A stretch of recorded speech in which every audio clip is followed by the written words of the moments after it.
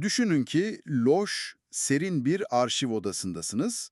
Önünüzdeki masada 18. yüzyıldan kalma, sararmış kağıtlara yazılmış 3 farklı belge duruyor.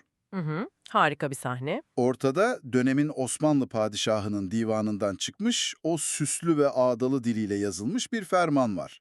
Hemen sağında o dönem İstanbul'da bulunan bir Fransız seyyahın günlüğüne karaladığı kişisel notlar duruyor. Solunda da muhtemelen bir Rus casusunun raporu vardır. Aynen öyle. Solunda sınır boyundaki bir Rus casusunun başkente Çar'a gönderdiği gizli askeri rapor var. Yani aynı gün aynı olay yaşanmış ama masada 3 tamamen farklı gerçeklik duruyor. Ve çoğu tarihçi bu masaya oturduğunda ne yazık ki sadece birini kendi dilinde okuyabiliyor. Kesinlikle. Diğer ikisi için tercümanların kapısını aşındırmak zorunda kalıyorlar. Çevirmenin seçtiği kelimelerin insafına kalıyorlar yani. Peki ya o masaya oturduğunda aynı anda 3 ayrı yüzyılın, 3 ayrı coğrafyanın zihnine aracısız girebilen biriyseniz, İşte bu muazzam bir güç. zihninde tam 15 dili sadece okuyup anlamakla kalmayan, o dilleri konuşabilen, o dillerin nefes aldığı sokaklarda dolaşabilen bir insandan bahsediyoruz. Gerçekten eşine rastlanmaz bir profil. Hazırsanız bu derinlemesine incelemede amacımız sadece bir kelime dağarcığı şovu yapmak değil. Bir insanın bu devasa dil cephaneliğini nasıl birer zaman makinesine dönüştürdüğünü konuşacağız. Ve tek boyutlu tarihe karşı nasıl savaş açtığını tabii. Evet. Ve bu diller aracılığıyla Türkiye'nin dünyadaki yerini nasıl kökünden değiştirdiğini inceleyeceğiz. Gel, şu masadaki belgelerin şifresini birlikte çözelim. Bu bir falan olmaması. Hani bir vitrin süsü değil yani. Kesinlikle değil, bir parti numarası hiç değil. Bu medeniyetlerin DNA'sına inmek için mecburi bir araç. Nasıl desem, bir tamirci için İngiliz anahtarı neyse bir tarihçi için de dil odur aslında. Çok doğru bir benzetme. Notlarımıza ve onun bıraktığı o devasa entelektüel izlere baktığımızda şunu görüyoruz. Tarihin o tek boyutlu, sıkıcı ezberden çıkarılıp nasıl üç boyutlu bir hologram gibi yeniden inşa edildiğine şahit oluyoruz. Yani kelimelerin izini sürerek koskoca bir imparatorluk tarihi baştan yazılıyor. Aynen öyle. O dar milliyetçi anlatıdan kurtarılıp küresel bir vizyonla baştan yazıldığını görecekler dinleyicilerimiz de. Olay sadece kelimeleri bilmek değil, o kelimelerin arkasındaki imparatorluk psikolojisini okuyabilmek. Veya sadece kursa giderek öğrenilmez. İmkansız yani. Temellerin nasıl atıldığını anlamak için onun çocukluğuna, o inanılmaz entelektüel seraya inmemiz gerekiyor. Yıl 1947. İkinci Dünya Savaşı henüz bitmiş, Avrupa yıkıntı halinde. Çok zor yıllar. Avusturya'nın Bregenz şehrinde o savaş sonrası kaosun tam ortasında bir mülteci kampı. Kırım Tatarı kökenli bir aile. Yani hikaye aslında rahat bir kütüphanede falan başlamıyor. Hayır, tam bir hayatta kalma mücadelesinin ortasında başlıyor. Bir göç ve köklere tutunma mücadelesi aslında. Babası Kemal Bey, Kırım tarihi üzerine çeviriler yapan çok donanımlı bir uçak mühendisi ama asıl devasa etkiyi yaratan figür başkası. Annesi Şefika Hanım. Evet, daha sonra Ankara Üniversitesi'nde Rus dili ve edebiyatı hocası olacak olan annesi Şefika Hanım. Baktığın zaman Şefika Hanım'ın buradaki rolünü sadece dil öğreten bir anne olarak görmek büyük bir hata olur bence. Nasıl yani? Biraz açsana bunu. Şöyle ki, aile Türkiye'ye göç ettikten sonra evdeki o psikolojik ve entelektüel ortamı bir düşünün. Evde Rusça, Almanca ve Türkçe tamamen doğal bir akış içinde, yani günlük hayatın sıradan bir parçası olarak konuşuluyor. Mutfakta Rusça, salonda Almanca falan gibi. Aynen öyle. Özellikle Rusça, annesinin akademik uzmanlık alanı olduğu için onun zihnine adeta birinci dili gibi yerleşiyor. Bu, bir çocuğun beyin gelişimi ve dünyayı algılayış biçimi için muazzam bir temel. Dil öğrenmek bir çaba değil, bir varoluş biçimi oluyor yani. Kesinlikle bir çocuk için en büyük şans. Ben bu durumu her düşündüğümde zihnimde resmen bir dilsel kuluçka makinesi canlanıyor. Bir tür entelektüel sera. Yani çocuk evde halının üzerinde oyuncaklarıyla oynarken, Arka planda Kırım tarihi falan yankılanıyor, değil mi? evet, babasının tarih tartışmaları ve annesinin okuduğu Rus edebiyatının o derin edebi tınıları yankılanıyor arkada. Çocuğun normali bu. Ardından İstanbul'daki Avusturya Lisesi yani St. George eğitimi geliyor. O lisede çok kritik bir eşik. Tabii, orada da evdeki Almanca temeli devasa bir Avrupa kültürüyle birleşip sarsılmaz, çelik gibi bir bağa dönüşüyor. Bu çocukluk ortamını daha geniş bir perspektife oturtursak karşımıza çok ilginç bir sentez çıkıyor aslında. Bu göçmenlik, köken olarak Kırım Tatarı olma ve 3 dille büyüme durumu Ona çok paradoksal ama eşsiz bir vizyon kazandırıyor, değil mi? aynen öyle. Bir yanda Türkiye'ye, Cumhuriyete ve buradaki hayata içeriden son derece tutkulu ve vatansever bir aidiyetle bağlı.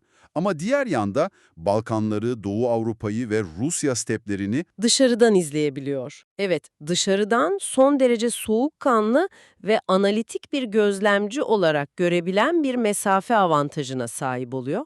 bu iki perspektifin sentezi de onu evrensel bir tarihçi olmaya itiyor galiba. Kesinlikle. O kuluçka makinesi sadece çok dilli bir birey değil, her kültüre eşit mesafeden bakabilen bir dünya vatandaşı zihniyeti üretmiş oluyor işin aslı. Tam da burada durup biraz şeytanın avukatlığını yapmak istiyorum izninle. Tabii, buyur. Şimdi evde 3 dil var. Rusça, Almanca, Türkçe. Üzerine lisede eklenen derin bir Avrupa kültürü ve grameri. Tamam, buraya kadar her şey çok mantıklı, harika. Hı hı. Ama biz bugün Farsça, İtalyanca, Latince, Sırpça, Hırvatça gibi dilleri de kapsayan 15 civarı dilden bahsediyoruz. Geri kalanı nasıl inşa edildi? Orası işin en can alıcı noktası zaten. Yani evdeki 3 dilin üzerine ondan fazla dil çıkılırken nasıl bir sistem kullanıldı? Bir insan zihni bu kadar farklı gramer yapısını birbirine karıştırmadan nasıl tukabilir ki? Bu sorunun cevabı Viyana Üniversitesi yıllarında ve onun o çok özel dilleri öğrenme felsefesinde yatıyor. Viyana'da oryantalistik falan okuyordu değil mi? Evet, Slav ve Doğu Avrupa dilleriyle Doğu bilimleri eğitimi alıyor orada.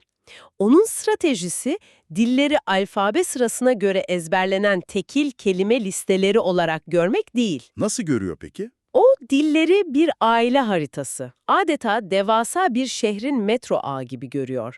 Tarihsel bağlamıyla, akrabalıklarıyla öğreniyor. Merkez istasyonlar kuruyor yani. Aynen öyle. Mesela merkez istasyon olarak Latinceyi ele alıyor. Latince öğrenmek Fransızca ve İtalyanca hakimiyetini pekiştirir felsefesiyle hareket ediyor. Yani Latinceyi çözdüğünde diğerlerine giden aktarma hatlarını da çözmüş oluyor. Kesinlikle dillerin akrabalıklarını, kelimelerin etimolojik kökenlerini, zaman içindeki ses değişimlerini bir matematik formülü gibi kurguluyor resmen zihninde. Ama bir dakika, yine araya gireceğim. Burada pratiklikle ilgili ciddi bir sorun var bence. Nedir o? Diyelim ki ben hayatını Osmanlı tarihine adamış bir akademisyenim. Neden inatla yıllarımı, gecelerimi verip ağır bir Farsça veya artık ölü bir dil olan Latince öğrenmek zorunda istediğim? Çeviriler ne güne duruyor, Çok mantıklı bir isyan aslında bu. değil mi? Benden önce koca koca profesörlerin, çeviri kurumlarının yaptığı o tercümelere güvenemez miydim? Yani sonuç aynı olacaksa neden bu kadar zahmetli bir yoldan yürüyeyim ki? Çünkü sonuç asla aynı olmaz. Bu çok kritik bir itiraz ama onun felsefesinde çeviri ne kadar iyi yapılırsa yapılsın bir filtredir. Bir bariyer gibi yani. Evet, hatta İtalyanların meşhur bir sözü vardır, duymuşsundur belki. Traduttore, traditore. Aa evet, çevirmen haindir demekti galiba. Aynen öyle, çevirmen haindir. Çeviri o kültürün ruhunu tam olarak yansıtamaz. Sadece bilgi verir, his vermez. Çok iddialı ama çok doğru bir yaklaşım. Onun yaklaşımına göre Farsça bilmeden Osmanlı Türkçesinin o estetik ve idari ruhuna nüfuz edemezsiniz. Osmanlı bürokratı Farsça bir kelimeyi seçerken orada sadece bir bilgi aktarmaz, Bir hiyerarşi kurar, bir edebi zarafet sergiler. kesinlikle. Ve onu çevirdiğiniz an o zarafet ölür. Ya da Almanca bilmeden 19. yüzyıl Osmanlı bürokrasisini, o Prusya askeri ekolünün Osmanlı ordusu üzerindeki soğuk, disiplinli etkisini metinlerde gerçek anlamda kavrayamazsınız. Demek ki tercümanın zihninden geçmiş bir metin, onun için her zaman eksik, pikselleri bozulmuş bir metin. Çok güzel bir tabir, evet. Pikselleri bozulmuş bir metin.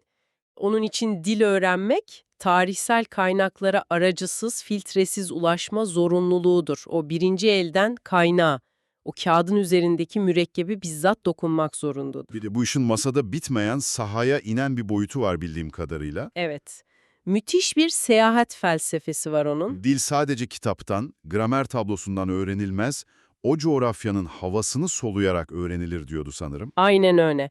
O ülkeyi yürüyerek öğrenilir diyor. Yani dil, laboratuvarda üretilen bir şey değil onun için. Yaşayan, nefes alan bir organizma. Yani coğrafyayı bilmeyen biri dili tam anlayamaz mı diyorsun? Kesinlikle.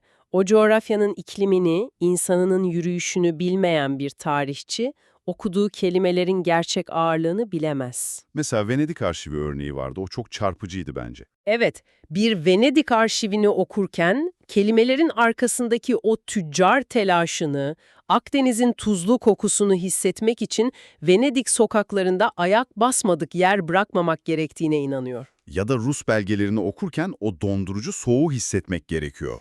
Aynen, Moskova arşivlerinde bir belgeyi okurken o sert Rus kışının bürokrasiye nasıl yansıdığını anlamak için o soğuğu yüzünde hissetmelisin. Bu kelimeleri coğrafyayla eşleştirme sanatı aslında. Bu seyyah felsefesi konuyu bambaşka bir boyuta taşıyor gerçekten. Peki dilleri nasıl öğrendiğini, coğrafyayla nasıl harmanladığını anladık. İşin nasıl kısmını çözdük. Sıra geldi ne işe yaradığına. Evet, bu süper gücü sahada, o çok sevdiği tarih biliminin masasında nasıl kullandığına geçelim.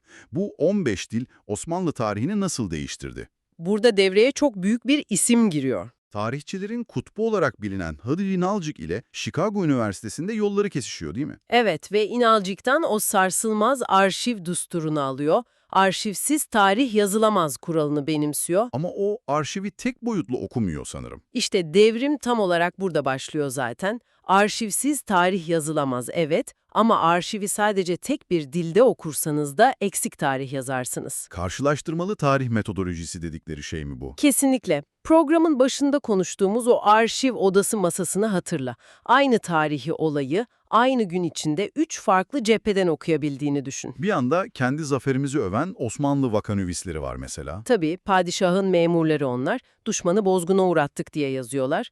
Diğer yanda Avusturya sefaretnamelerinde büyükelçilerin panik dolu gizli raporları var. Diplomatik krizleri anlatan o raporlar, evet. Ve öte yanda Rus generallerin askeri manevraları anlattıkları raporlar var. Tüm bunları kendi dillerinde orijinalinden okuyup sentezliyor. Bak, bu o kadar vurucu bir durum ki, izninle bunu bir analojiyle somutlaştırmak istiyorum. Tabii lütfen. Bu tıpkı devasa bir futbol maçını sadece tek bir takımın taraftar kamerasından izlemeye benziyor. Biz yıllarca tarihi o taraftar kamerasından izledik ülkece. Çok isabetli bir benzetme. Değil mi? Kendi açımızdan bakarsan penaltı dersin, rakip faul yok der. Ama onun yaptığı şey stadyumdaki tüm kameralardan, yayıncı kuruluştan, hatta sahanın içindeki hakemin yaka kamerasından maçı aynı anda izlemek gibi bir şey. Çok kameralı tarihçilik diyebilir miyiz buna? Aynen öyle. Çok kameralı tarihçilik, bütün açıları birleştirip o üç boyutlu görüntüyü, yani gerçeği ortaya çıkarıyor resmen. Ve inan bana, tarihçilikte bu çok kameralı sisteme geçmek hiç kolay olmadı. Bu yaklaşım, Türk tarihçiliğindeki o kronikleşmiş Batı merkezli okumayı adeta paramparça etti. Nasıl yaptı bunu? Eskiden biz Osmanlı'nın çöküşünü veya yükselişini hep İngiliz, Fransız belgelerinden okumaya alışıktık ama onun Rusça ve Slav dillerine olan o derin hakimiyeti sayesinde her şey değişti. Karadeniz Havzası'ndaki rekabeti falan daha net görebildik. Kesinlikle. Osmanlı'nın kuzey politikasını, Kafkasya'daki dengeleri çok daha objektif bir şekilde analiz edebildik. Rusların ne düşündüğünü İngiliz çevirmenlerin notlarından değil, Bizzat Rus belgelerinden okuduk. İnanılmaz. eğer bu dilleri bilmeseydi o da diğerleri gibi eksik, taraflı bir tablo çizecekti sonuçta. Sadece eksik bir tablo çizmekle kalmayıp, işin felsefesini de kökünden değiştiriyor anladığım kadarıyla. Tarihi o kuru, sıkıcı kahramanlık edebiyatından kurtarıyor. Hamasetten kurtarıyor, evet. Osmanlı'yı sürekli at üzerinde kılıç sallayan bir savaş makinesi olmaktan çıkarıp, devasa bir idari ve hukuki mekanizma olarak anlatıyor. Pax Ottomana, yani Osmanlı barışı kavramı. Tarihin sadece savaş meydanlarında yazılmadığını gösteriyor bize. Topkapı Sarayı'nın mutfağındaki un lojistiğinde ya da taşradaki bir kadının verdiği adaletli bir kararda şekillendiğini gösteriyor. Çok doğru. Eğer dillerin bu ince detaylarına hakim değilseniz tarihçi olamazsınız. Sadece iyi bir hikaye anlatıcısı, hatta masalcı olursunuz. Efsaneler üretirsiniz yani. Aynen öyle. O, bu titizliğiyle Türk tarihçiliğini o meşhur anakronizm hastalığından kurtardı, geçmişi bugünün değerleriyle yargılamaktan vazgeçirdi bizi. Her şeyi dönemin kendi kurumsal mantığına oturtarak açıkladı. Peki o zaman işi biraz daha somut bir faydaya, bugüne bağlayalım istersen. Tabii bağlayalım. Tarih kitaplarını, tarih yazımını kökünden değiştirdiğini çok net görüyoruz. Peki tüm bunlar büyük resimde ne anlama geliyor? Bu devasa entelektüel birikimin, o çok dilli zihnin, Türkiye'nin uluslararası arenadaki prestijine somut faydası ne oldu? Diplomasideki karşılığı nedir diyorsun? Aynen. Biz masada ürettiğimiz bu bilgiyi dünyaya nasıl ihraç ettik? Bunun en çarpıcı örneğini 1982 yılındaki o büyük krizde görüyoruz aslında. O YÖK'ün kuruluş yıllarındaki kriz mi? Evet, dönemin üniversiteler üzerindeki siyasi baskılarına tepki olarak Ankara Üniversitesi'ndeki görevinden istifa ediyor. Yıllarını verdiği akademiden kopmak bir tarihçi için yıkıcı bir krizdir sonuçta. Ama o bunu bir fırsata çeviriyor. Kesinlikle. İçine kapanmak yerine adeta bir gezgin alim olarak dünyayı dolaşmaya başlıyor 7 yıl boyunca. Viyana, Berlin, Paris, Princeton, Oxford, Moskova. Yani saydığım yerler sıradan yerler değil. Akademi dünyasının kalbinin attığı zirve noktaları buralar. Ve buralarda sadece öyle turistik bir misafir olarak bulunmadı. Dersler verdi, kürsülere çıktı. Ve en önemlisi bunu yaparken Türk tarih tezlerini hiçbir çevirme ihtiyaç duymadan onların kendi dillerinde anlattı. Şaka yapıyorsun. Oxford'da İngilizce, Berlin'de Almanca, Moskova'da Rusça. Aynen öyle. Osmanlı'nın inceliklerini kendi dillerinde anlattı, tartıştı ve tezlerini savundu. İşte 15 dil burada bir akademik silahtan bir diplomatik kalkana dönüştü. Bu nokta beni hep düşündürür. Yurt dışında ders vermek, makaleler yayınlamak harika şeyler tabii. Ama gidip 2007 yılında bizzat Rusya Devlet Başkanı'ndan Pushkin madalyası alması, Ya da İtalya'dan aldığı o Akdeniz ödülü var mesela. evet, bu bizi salt akademik bir figürden bir nevi uluslararası diplomatik bir figüre götürmüyor mu? Yani o kürsüye çıktığında koskoca bir kültürün elçisi gibi hareket ediyor bence. Bu o kadar kritik bir tespit ki, eğer olayları o milletlerin kendi arşivlerinden bulup çıkarır, kendi dilleriyle, aksanlarıyla objektif bir şekilde onların önüne koyarsanız, orada devasa bir saygı uyandırırsınız. O salondaki herkes bu evrensel bir bilim insanı der herhalde. Aynen öyle. O yakılmış bir imparatorluk bakiyesinin Cumhuriyet modernleşmesiyle nasıl sentezlendiğini dünyaya anlatan en büyük kültür elçimiz oldu.